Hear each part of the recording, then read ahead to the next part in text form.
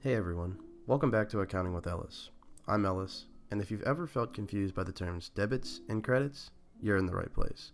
In this video, I'm going to explain exactly what debits and credits are in a way that's super easy to understand. We'll use real-life examples, visual charts, and even meet Sarah, a bakery owner, to see how it all works out. Plus, I've got a free cheat sheet you can download to keep everything straight. Let's dive in. Let's start with some simple definitions. Debits. These are entries that increase dividends, expenses, and assets, and decrease liabilities, equity, and revenue. Credits.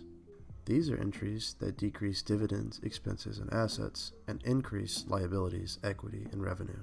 Here's a simple trick to remember which accounts increase with debits and which ones increase with credits. It's an acronym called DEALER. Dividends, expenses, and assets all increase with debits. Then liabilities, equity, and revenue all increase with credits. Think of it like this.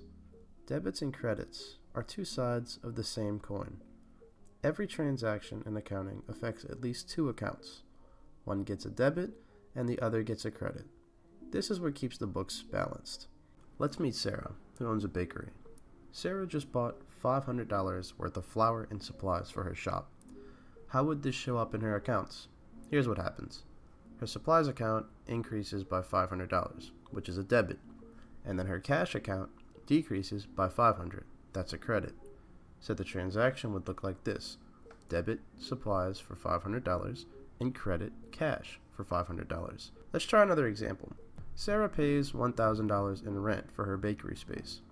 Debit rent expense $1,000 because expenses increase with a debit, and then credit cash for $1,000 because cash decreases with a credit. Now it's time for a quick exercise. Here's a scenario for you. Sarah sold $300 worth of bread to a customer and received cash. Your job is to figure out how this transaction would look in terms of debits and credits. What account gets a debit? What account gets a credit? Take a moment to think about it. Pause this video if you need to, and I'll be back with the solution. Alright, time's up. Let's break it down.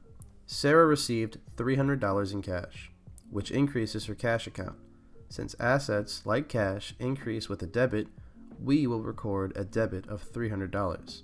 Sarah also earned revenue from this sale. Revenue is money a business brings in from selling goods or services. Revenue increases with a credit, so we'll record a credit of $300 to the revenue account. Great job if you got that right. If not, don't worry. This is all about practice.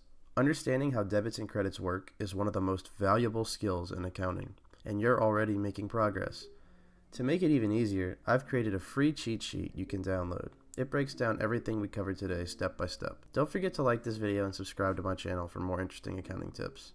And if you're not already following me on social media, head over to Instagram, Twitter, and TikTok for more quick tips and updates.